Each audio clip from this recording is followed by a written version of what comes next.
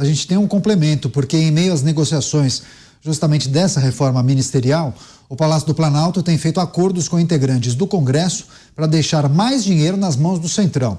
E esses acertos e acordos entre a cúpula do governo e também do Congresso envolvem mais de 2 bilhões de reais entre emendas já existentes para órgãos loteados ao Centrão e também novas cotas do orçamento de ministérios para atender projetos e obras de parlamentares.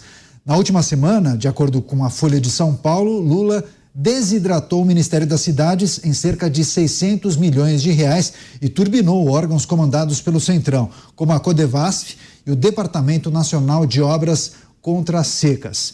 E o governo também enviou ao Congresso aquela proposta orçamentária do ano que vem com 37,65 bilhões de reais para emendas parlamentares, o que é uma alta de 3,2% em relação a 2023. O orçamento deste ano reservou 36 bilhões e meio de reais para o segmento.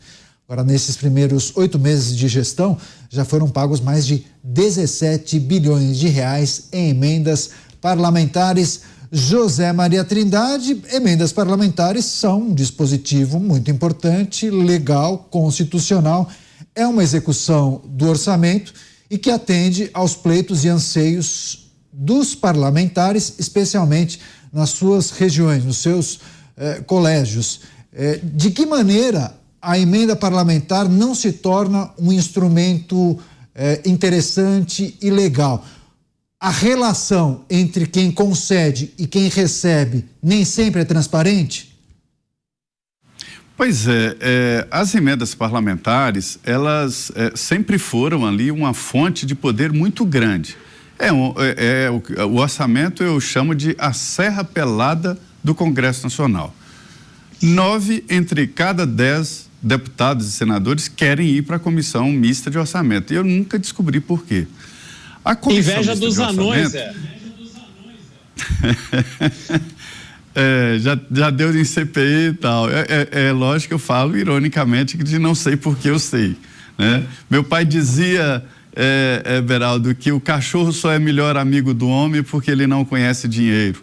Se o cachorro conhecesse dinheiro, ele brigaria e cobraria pelos trabalhos e até pelo carinho, né? Então, a Comissão Mista de Orçamento é um desses estabelecimentos do Congresso Nacional que mandam.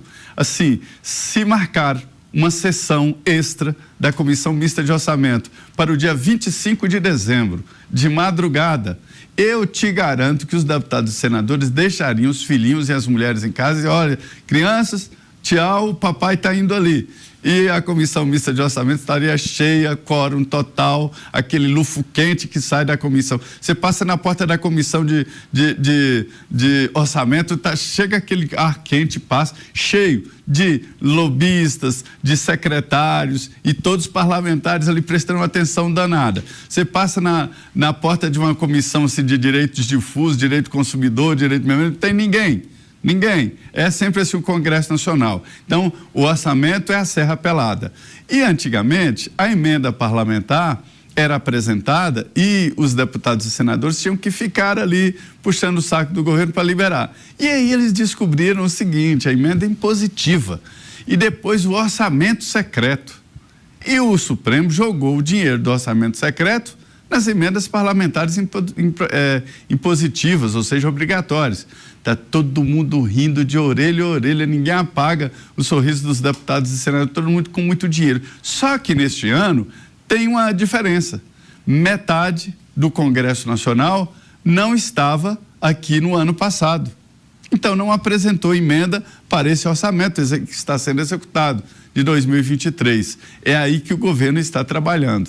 Mas presta atenção, muita gente não gosta de falar de orçamento, mas o orçamento é a peça principal do Congresso Nacional. E foi sequestrado pelos deputados e senadores.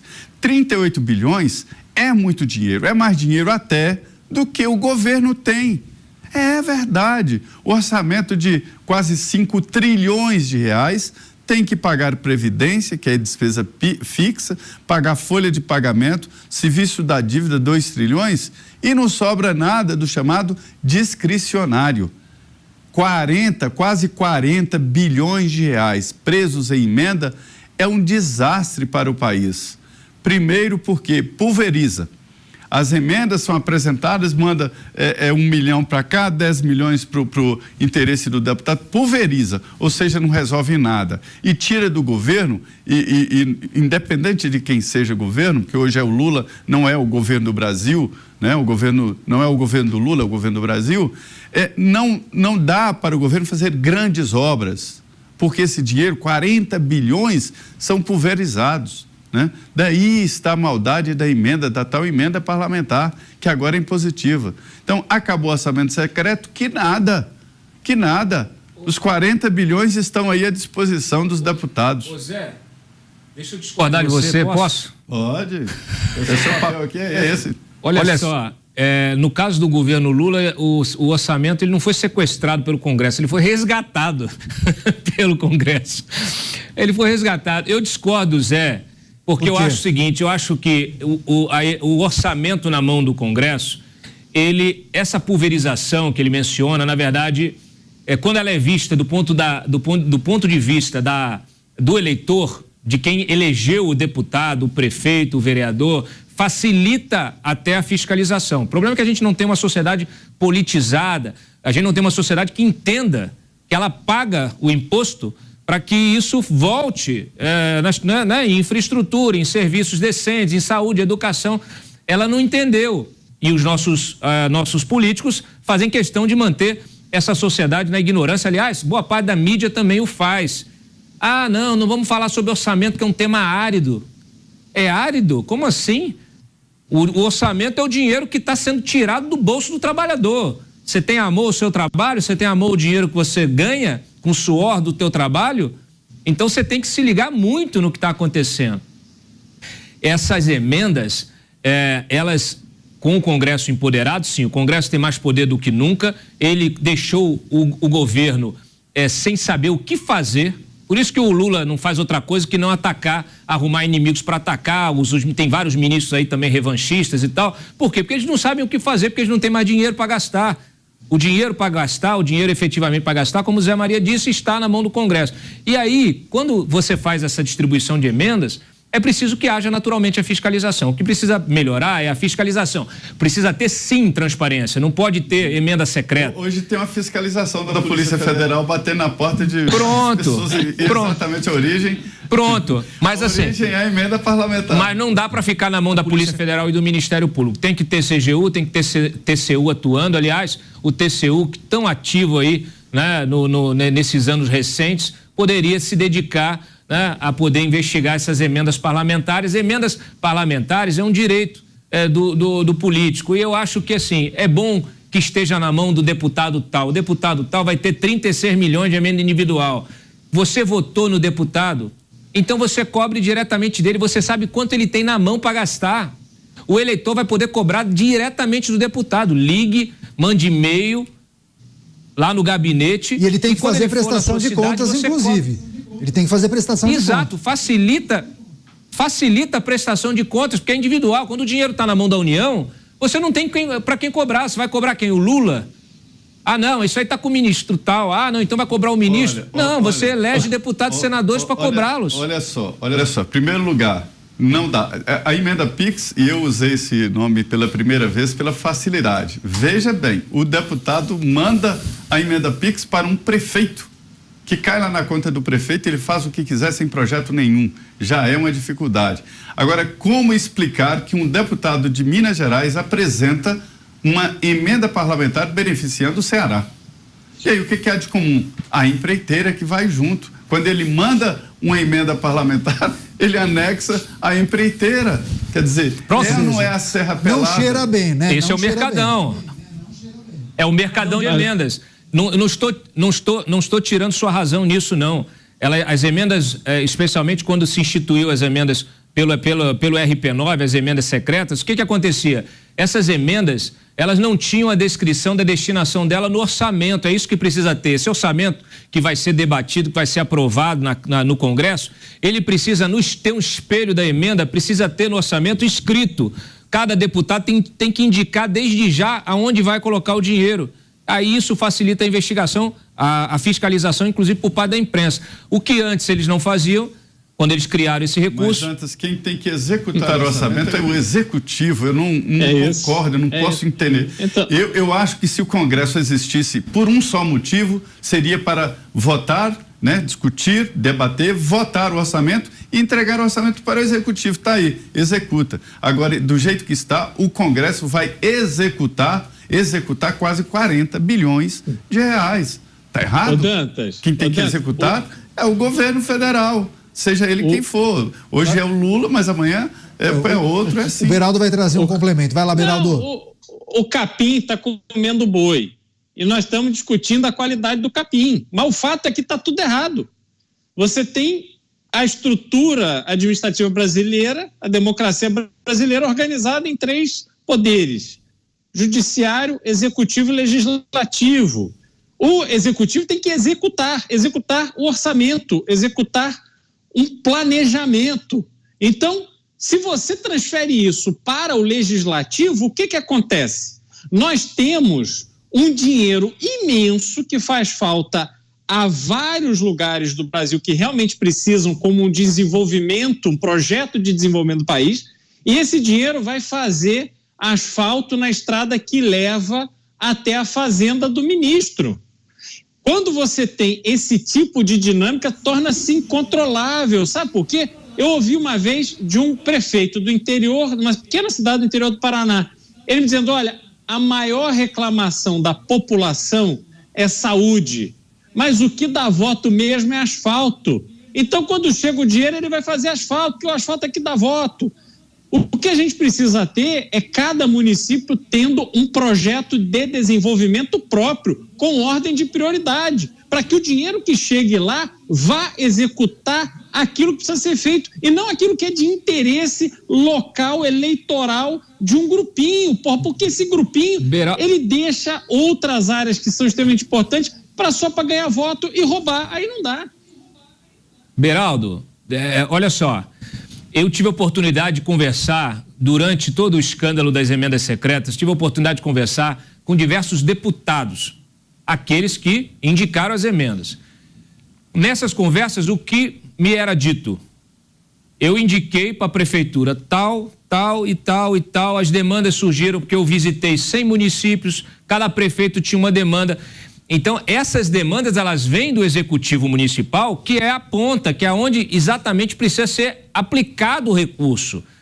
O que o governo central da República Socialista Petista gosta, é de ter o dinheiro todo na mão, para poder dizer quanto vale cada deputado, para dizer quanto vale cada prefeito, para poder fazer o deputado fazer assim, você quer quanto? 100 milhões? Não, primeiro você tem que votar, aprovar esse projeto. Eu vou te dar 5 agora, para você ficar bem fiel ao nosso governo. Aliás, antes de ter esse regime dessas emendas, o que acontecia com os deputados novos? Você tinha aquela geração nova de primeiro mandato que era eleita pela sociedade, esses deputados chegavam no Congresso e aí eles ficavam na mão do governo. Então o governo de cara já conseguia compor a base dele com deputados novatos, porque esses deputados novatos não tinham poder nenhum de barganha. É essa barganha que é mal feita. Veja, o sistema está errado, o sistema ele tem seus problemas de origem. O problema do Brasil é a impunidade. Nós tivemos uma operação que podem falar o que for, mas que trouxe à tona, e todo mundo viu as provas, mostrando que uma empresa conseguiu pagar a eleição de mais de 2.000 políticos no Brasil. Uma empresa, com recursos, inclusive, né, do BNDES.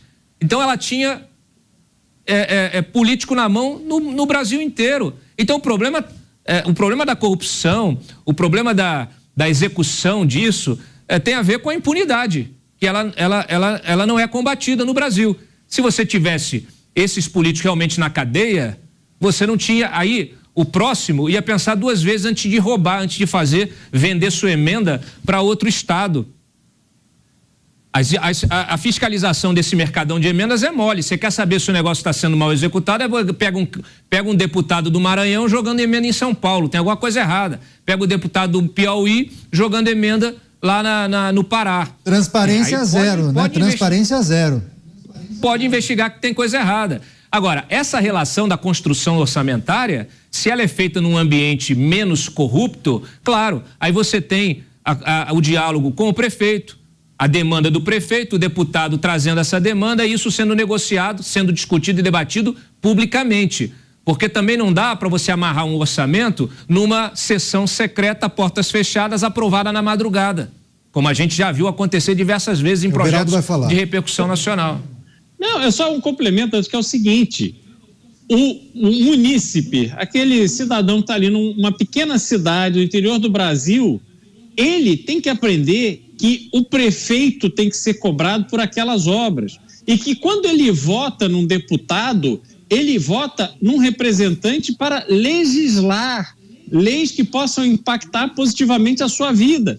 Quando o deputado passa a ser um concorrente do prefeito do ponto de vista de execução de obra, de levar dinheiro para o bairro, de fazer a praça, de fazer a rua, de fazer a calçada, de reformar o posto de saúde, não há como você despertar consciência cívica e política nessas pessoas, porque vira tudo uma grande confusão. O político fez ou não fez porque ele quis ou porque não quis. E não é assim, as pessoas precisam entender que o deputado ele tem que ser escolhido para legislar e quem executa o orçamento tem que ser o executivo. O prefeito que está ali na cidade, do lado dele, ele sabe onde o prefeito mora, onde o prefeito trabalha, tem que ir lá cobrar. Senão você fica dependendo de alguém que mora em Brasília te fazer um favor. Porra, aí não dá. Olha só, montar o orçamento é legislar, perfeito? Sim. Não, é uma proposta de lei, né? Quem legisla é quem aprova finalmente. Então, mas quando você monta o orçamento ele vem a proposta do governo, mas o Congresso, ele coloca as suas próprias demandas e ele aprova e legisla. E ele está legislando. Então, assim, a montagem do orçamento, ela é legislar.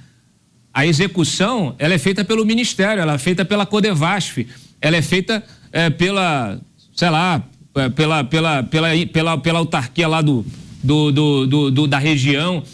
Ela é executada, o orçamento é executado. O que está acontecendo é que o parlamentar, ele já indica aonde ele quer que seja executada, porque existe a demanda da prefeitura. Então, assim, eu acho que precisa ter um ambiente mais favorável à transparência, ao diálogo, justamente para que não haja a corrupção, não haja... Mas é mais do que isso, falta projeto. Se você chegar na pequena cidade hoje, perguntar para um prefeito, qual é o teu projeto de desenvolvimento para essa cidade aqui pelos próximos 30 anos? O cara não faz a menor ideia, tá ali para fazer qualquer coisa que dê voto, porque ele quer continuar ali. E depois que ele for reeleito, pronto, ele quer ser deputado. E aí você não tem projeto, pô. Aí você tem porque os partidos não... Você tem exato, não é feito para isso. Aí porque os partidos não preparam os seus quadros. Exato. Querem ser oportunistas e aproveitar. Os partidos não preparam os seus quadros. Quem vai ganhar e não quem é bom. É isso. Pois é, para arrematar, Zé Maria quer falar alguma coisa?